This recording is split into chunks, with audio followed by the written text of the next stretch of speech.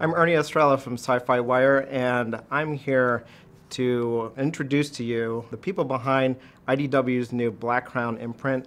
We have curator and editor Shelly Bond. We have the artist and writer of Assassinistas, which is one of the new announced titles here at Comic-Con. There's also two other titles, Kid Lobotomy and Punk's Not Dead, which you can go on syfy.com and see an exclusive preview of. So everyone, let's talk about Assassinistas. This is kind of a family-oriented book, you can say, about a hit woman who needs to raise money for her kids' college fund, essentially. Talk about kind of the concept and where you guys want to go with it. It's a concept I've been working with for a couple of years. Actually, years ago, I wrote a short story, which was the first genesis of like our protagonist, Octavia, who's the mother, and Dominic, who's her adult son, who's in college. I just wrote a short story about trying to have a conversation with your mom over dinner, and she's so suspicious, and she has like implants in her eyes and stuff that let her tell the truth, tell if you're seeing the truth. And in the conversation, he's just trying to come out to her, and she's insisting that he's hiding secrets from her. And it's just like, I think it was a big goofy metaphor for how easy it is to just completely miss a conversation with your parents, which feels crazy because you've known them your whole life, but how different you can be. And then when Shelly Bond reached out to me, I knew it was one of the ideas I wanted to pitch her.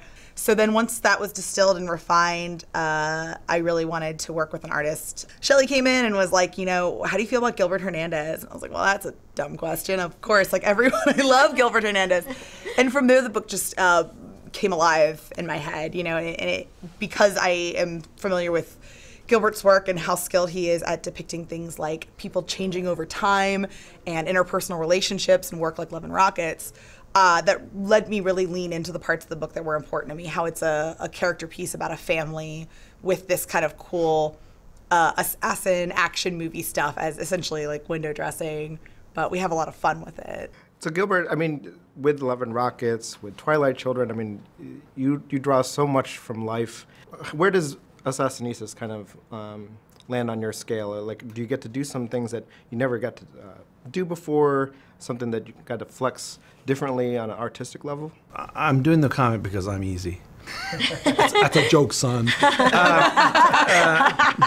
It's interesting because I do get into since I do mostly my own comics most of the time, I do get into things like very, very simple everyday things that I just don't emphasize in my own comics. Like say, Tini will write something like, okay, then the two boys are moving into their dorm and first day of college and everybody's packing and I got that stuff. And I had to think about it and actually research what moving into a college dorm was like. See, that's everyday stuff, but that isn't really involved in my comics. It's actually a challenge for me to just do normal things that everybody sees in everyday life.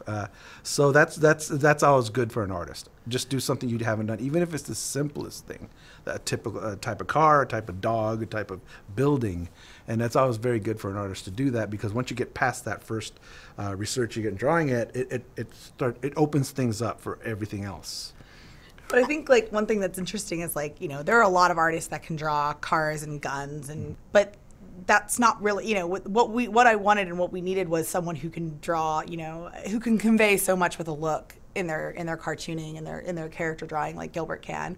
So it's funny because it's like there are so many artists we could have picked who would be like, oh, I can draw a machine gun all day from memory, but they could never convey in a look the kind of interpersonal stuff we're trying to convey, and that's what Gilbert's a master of. But it's fun to make him draw machine guns. Which is the most important thing for this type of story, for the readers to connect to the characters. But yeah, right away I caught that like this is about two people talking. This is about people connecting, past connections, future connections, that kind of thing.